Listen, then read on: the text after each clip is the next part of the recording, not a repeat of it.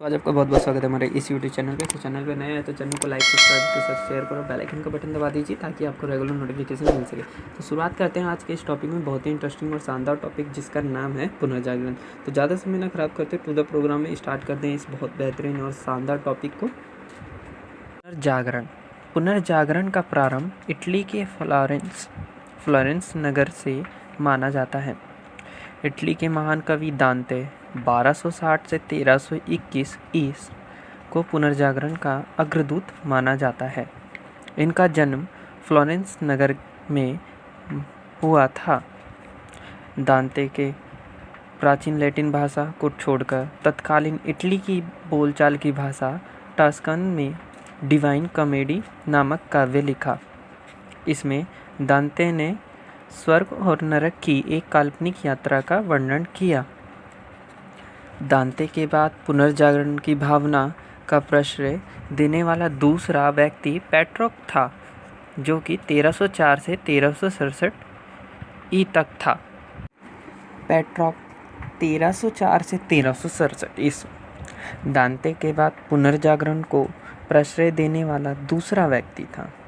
पेट्रोक मानववाद का संस्थापक माना जाता है। ये इटली के निवासी थे।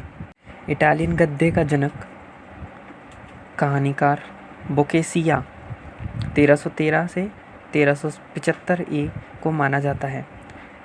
कहानीकार बोकेसिया को डेकोमेरॉन प्रसिद्ध पुस्तक है। इनकी जो प्रसिद्ध पुस्तक का नाम है डेकोमेरॉन। मैकावली आधुनिक विश्व का प्रथम राजनीतिक चिंतक फ्लोरेंस निवासी मैकावली 1469 से 1567 ई को माना जाता है। मैकावली की प्रसिद्ध पुस्तक है द प्रिंस, जो राज्य का एक नवीन चित्र प्रस्तुत करती है। आधुनिक राजनीतिक दर्शन का जनक मैकावली को कहा जाता है। माइकल एंजेलो भी एक अद्भुत मूर्तिकार एवं चित्रकार थे। द लास्ट जजमेंट एवं the fall of man Michael Angelo की कृतियां हैं।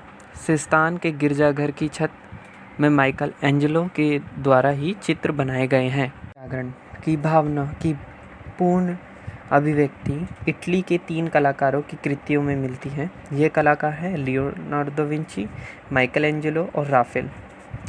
लियोनार्दो विंची एक बहुमुखी प्रतिभा संपन्न व्यक्ति था। वह चित्रकार, मूर्तिकार, इंजीनियर, वैज्ञानिक, दार्शनिक, कवि और गायक था। Leonardo Vinci the last supper of Mona Lisa नामक अमर चित्रों के रचयिता होने के कारण प्रसिद्ध हैं। राफेल भी इटली का एक चित्रकार था। इसकी सर्वश्रेष्ठ कृति जीसस क्राइस्ट की माता मैडोन का चित्र है।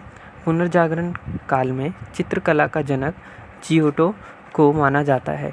पुनर्जागरण काल का सर्वश्रेष्ठ निबंधकार इंग्लैंड का फ्रांसीसी बेकान था। हॉलैंड के इरास्मस ने अपनी पुस्तक द फ्रेज ऑफ फोली में व्यंग्यात्मक ढंग से पादरियों के अनैतिक जीवन एवं ईसाई धर्म की कुरीतियों का प्रहार किया है। इंग्लैंड के लेखक थॉमस मूर ने अपनी पुस्तक यूटोपिया में आदर्श समाज का चित्र प्रस्तुत किया है। मार्टिन लूथर ने जर्मन भाषा में बाइबल का अनुवाद प्रस्तुत किया है। Romeo and Juliet Shakespeare England की अमर कृति है। इंग्लैंड के रॉजर बेकन को आधुनिक प्रयोगात्मक विज्ञान का जन्मदाता माना जाता है। पृथ्वी सौरमंडल का केंद्र है। इसका खंडन सर्वप्रथम पोलैंड निवासी कोपरनिकस ने किया।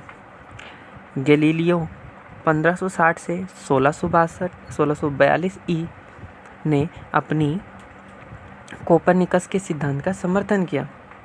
अर्थात गैलीलियो ने कोपरनिकस के सिद्धांत का समर्थन किया।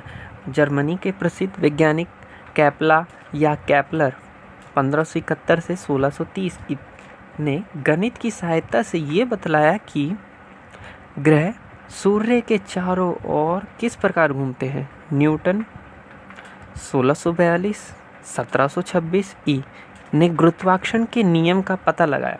धर्म सुधार आंदोलन की शुरुआत 16वीं सदी में हुई। धर्म सुधार आंदोलन का प्रवर्तक मार्टिन लूथर तथा जो जर्मनी का रहने वाला था। इसने बाइबल का अनुवाद जर्मन भाषा में किया। धर्म सुधार आंदोलन की शुरुआत इंग्लैंड में हुई। जॉन विक्लिफ को धर्म सुधार आंदोलन का प्रातःकालीन तारा कहा जाता है। इसके अनुयायी लोलर्ड्स कहलाते हैं। अमेरिका की खोज क्रिस्टोफर कोलंबस ने की थी। अमेरिको वेस्पुसी इटली के नाम पर अमेरिका का नाम अमेरिका पड़ा। फिर से सुनना, अमेरिगो वेस्पुसी इटली, जो कि इटली के रहने वाले थे, उन्हीं के नाम से अमेरिका का नाम पड़ा। प्रशांत महासागर का नामकरण स्पेन निवासी मैगेलन ने किया। समुद्री मार्ग से संपूर्ण विश्व का चक्कर लगाने वाले प्रथम व्यक्ति मैगेलन था।